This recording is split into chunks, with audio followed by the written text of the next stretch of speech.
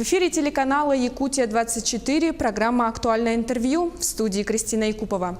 Несколько дней назад завершились первые зимние международные спортивные игры «Дети Азии», которые впервые проводились в Южно-Сахалинске. Сегодня о том, как будет развиваться спортивные игры, мы узнаем у гостя программы, президента Международного комитета игр «Дети Азии» Дмитрия Глушко.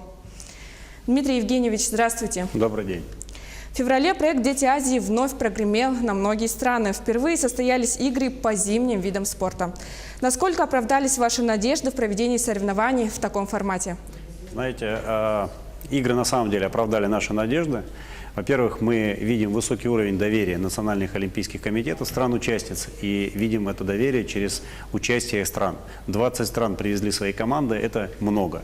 Во-вторых, Сахалинская область впервые проводила крупное международное событие, и она смогла мобилизоваться. 10 тысяч человек проводили эту работу, и волонтеры, и службы питания. Для якутян эта работа знакома, потому что опыт проведения игр в Якутии очень большой.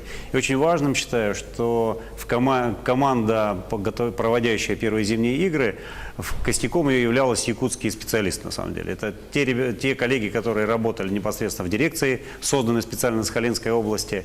Это специалисты национальной вещательной компании «Саха», которые формировали телевизионную картинку, и эта картинка показывалась крупнейшими спортивными и национальными каналами. Это в том числе и творческие коллективы, которые принимали из Якутии участие.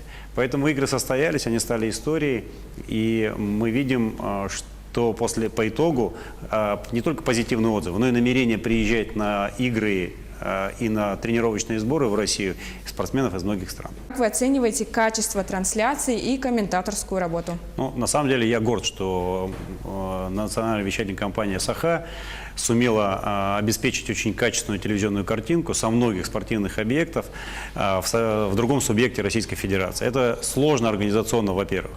Во-вторых, даже, наверное, для себя увидели, что телевидение Якутии, оно в значительной степени превосходит региональные телевизионные компании и способно конкурировать в том числе с международными компаниями.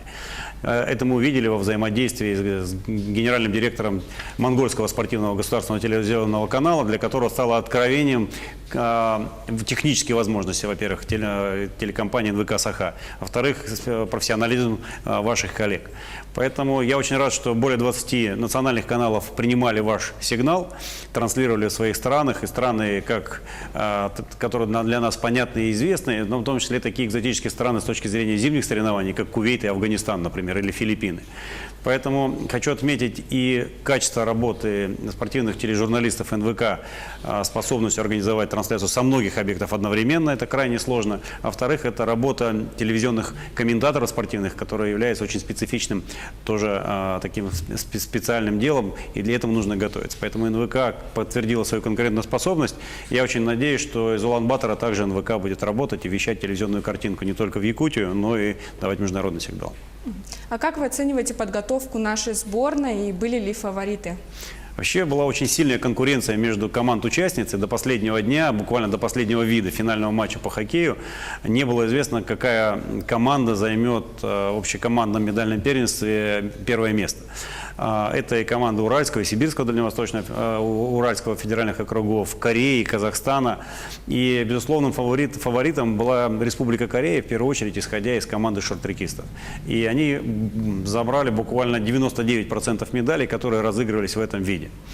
И команда Якутии, во-первых, нужно отметить, что она имеет, опять как территория, которая придумала и создала игры «Дети Азии», имеет право выступать всегда своей отдельной командой. Это особая прерогатива, и такая прерогатива есть только у территории, проводящей игры, например, в Сахалинской области. Но в последующем только Якутия всегда будет участвовать отдельной командой. Поэтому, безусловно, это успех, но лыжные гонки, биатлон – это, наверное, то, в первую очередь, что будет в дальнейшем давать медали для Якутии. Усиливать нужно свою работу в подготовке тренеров и привоза, видимо, известных тренеров сюда, в первую очередь, по шорт-треку. Потому что, на мой взгляд, это очень видный, заметный, интересный, динамичный вид спорта для молодежи. Он сегодня очень зрелищный, очень популярный в мире, и я уверен, что в Якутии есть потенциал. Ну, скажем, прыжки с трамплина – это, безусловно, вид, который для Якутии абсолютно новый, и создать инфраструктуру подготовки невозможно. Но то, что ледовые арены нужны нужны в городе Якутске и других территориях республики. Это, безусловно, важно, видно, и их появление будет создавать возможности для развития, в том числе и фигурного катания, и шорт-трека. Многим непонятна периодичность проведения игр «Дети Азии». Если летние игры мы привыкли, что проводятся раз в 4 года, то зимние сейчас предлагают проводить раз в 2 года. Можете ли вы разъяснить? В азиатском спортивном календаре по летним видам спорта огромное количество спортивных событий. Поэтому по летним видам спорта и игр достаточно проведения раз в 4 года. Сегодня зимние виды спорта в азиатских странах очень быстро развиваются, и календарь имеет очень малое количество спортивных соревнований, где можно проверить как уже действующих спортсменов, так и олимпийский резерв. Игры «Дети Азии» – это подготовка олимпийского резерва и привязаны по своему проведению к юношеским олимпийским играм. В 2020 году в Швейцарии пройдут зимние юношеские олимпийские игры, и большое количество спортсменов, участвовавших на Сахалине, мы увидим уже в дальнейшем и на юношеские олимпиады. Запрос стран Азии именно на то, чтобы проводить эти игры каждые 2 года. И мы сейчас согласились с этим предложением и посмотрим, как это будет на самом деле эффективно. Поэтому проведем в 2021 году, в 2023, а после этого уже будем принимать решение о дальнейшем формате проведения игр. А накануне вы обсуждали вопросы подготовки к 8-м играм 2024 года с главой региона Айсеном Николаевым. О чем договорились и как Якутия будет готовиться к соревнованиям? Здесь, наверное, обязательно нужно отметить, что где бы игры ни проводились, в Монголии, на Сахалине или в будущем в других странах, все уже привыкли и знают, это зафиксировано в уставных документах, что игры родились в Якутии, это родина игр. Поэтому Якутия имеет приоритетное право в проведении этих игр. Поэтому у нас заранее было упомянуто, что в 2024 году эти игры пройдут в Якутии летом. И мы начали работу, провели суженное заседание Организационного комитета. Сейчас будем обсуждать, принимать ряд, скажем так, бюрократических действий, которые необходимы для того, чтобы получить поддержку правительства Российской Федерации, финансовую, организационную, административную, для того, чтобы эти игры могли пройти на очень высоком уровне, еще более успешно, чем это было в предыдущие годы. Ну а теперь к ближайшим перспективам. Август 2020 год, Монголия. Игры впервые будет принимать другая страна. Какая готовность и насколько принимающая сторона понимает всю ответственность проекта? Президент Монгольской республики, господин Батулга, лично занимается организацией проведения очередных 7-х летних игр «Дети Азии». Создан организационный комитет. Выбранные даты проведения – это будет август 2020 года, после очередной Олимпиады.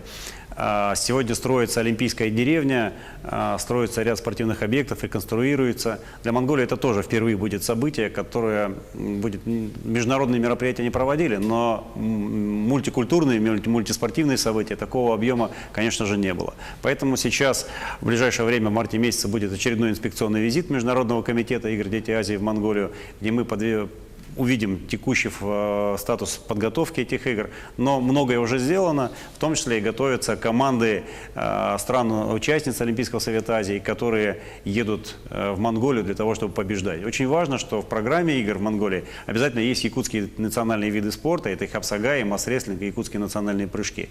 Это также зафиксировано в наших уставных документах и в программе обязательно будет. Дмитрий Евгеньевич, спасибо за интересную беседу. А я напомню, что в гостях у нас был президент Международного комитета игр «Дети Азии» Дмитрий Глушко. Мы говорили о первых зимних международных спортивных игр «Дети Азии», а также о дальнейшем развитии проекта. Это было актуальное интервью. В студии работала Кристина Якупова. Оставайтесь на телеканале «Якутия-24».